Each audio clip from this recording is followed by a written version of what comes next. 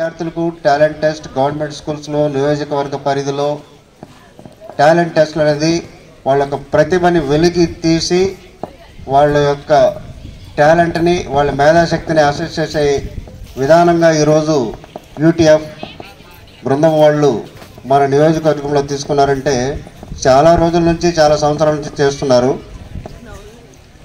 ఎందుకంటే ఈరోజు ఇప్పుడు రాములు చెప్పిన దాంట్లో చాలా వాస్తవాలు ఉన్నాయి. There is life threatening turns కూడా చాలా ఉన్నాయి.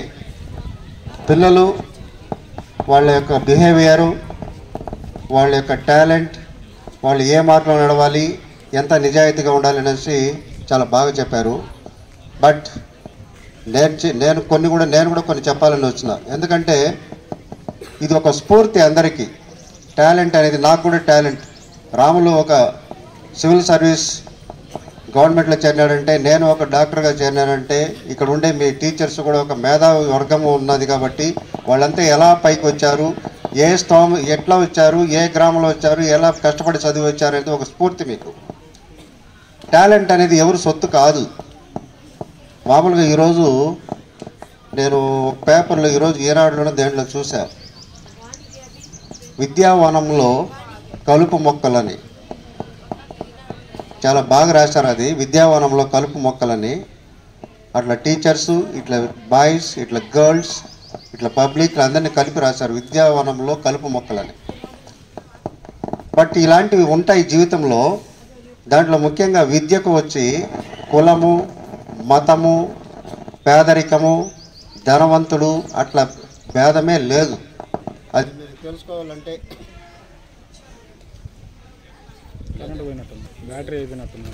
మతము, రిచ్, పూర్, పవర్టీ అట్లాంటిది ఏమి లేదు.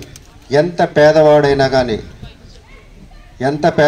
కానీ కూటికి లేనివాడైనా కానీ వాడికి విద్య లేకపోయినా, ఇందాక రాములు చెప్పారు, జీవితంలో వాడి బ్రెయిన్ నిజాయితీ, వాడి యొక్క వ్యక్తిత్వం బాగుంటే ఏ యాంగిల్లోనో షైన్ కావచ్చు. అదేవిధంగా టేక్ ఫర్ ఎగ్జాంపుల్, అన్ని ఎగ్జాంపుల్స్ కూడా రాములు చెప్పేశాడు.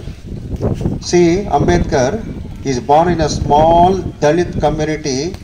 చాలా కష్టపడి దెబ్బలు తిని చదువుకు ఏమీ లేకుండా అయినా కానీ అతను వెనక్కి తిరిగి చూడకుండా తన ముందు చూపు ముందుకే పోయినాడు, కానీ వెనక్కి ఎప్పుడు తిరిగి చూడలేదు. అతను ప్రపంచ మేధావి అయినాడు, రాజ్యాంగ సృష్టికర్త అయినాడు. మేధావితనం అది. మేధావి అంటే పేదరికంలో ఉన్నవాడికి కూడా ఈ వరల్డ్లోనే నెంబర్ 1 పొజిషన్ వచ్చింది. అదేవిధంగా అబ్దుల్ కలాం చూసుకోండి, is also very poor bye. అది జాతి, మతము, కులం ఏమి, ముస్లిం అయినా, దళితుడైనా, రిచ్ అయినా, పూర్ అయినా అని చెప్పాను కదా. ఎవరైనా కానీ, ఏ వ్యక్తి అయినా కానీ తన మేధాశక్తి వెనక్కి తిరిగి చూడకుండా ముందు పోయేవాడే తన జీవిత గోల్స్ అచీవ్ చేసుకుంటాడు. వెనక్కి తిరిగే చూడకూడదు లైఫ్లో.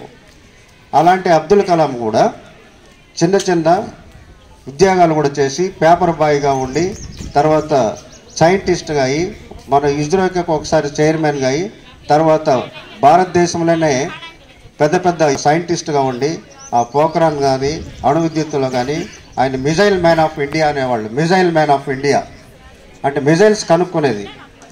దాంట్లో భాగంగా ఉండి రాష్ట్రపతి అయినారు. రాష్ట్రపతి మామూలుగా నేను ఒక ఇది చెప్తా, నేను కూడా ఒక పూర్ కమ్యూనిటీలో పుట్టి వెనక్కి తిరిగి చూడకుండా ఏమి లేకపోయినా కూడా మా తల్లిదండ్రులను పీడించి నేను చదువుకోవాలి దట్స్ ఆల్. తర్వాత ఇందాక మీరు అనుకున్నట్టు మాకు అప్పుడు ఏం లేదు. అప్పుడు ఒక రకమైన ట్రెండ్ ఉండేది, బాగా చదివేవాడు డాక్టర్ కావాలి, బాగా చదివినవాడు టీచర్ కావాలి, ఇంకొక వాడు ఇంజనీర్ కావాలి, అట్లా ఉండేది. బట్ డాక్టర్ కావాలన్న గోల్ ఉండేది. గోల్ అచీవ్ చేశారు. ఎందుకు చెప్తున్నానంటే, రాష్ట్రపతి అయినాడు కదా అబ్దుల్ కలాం.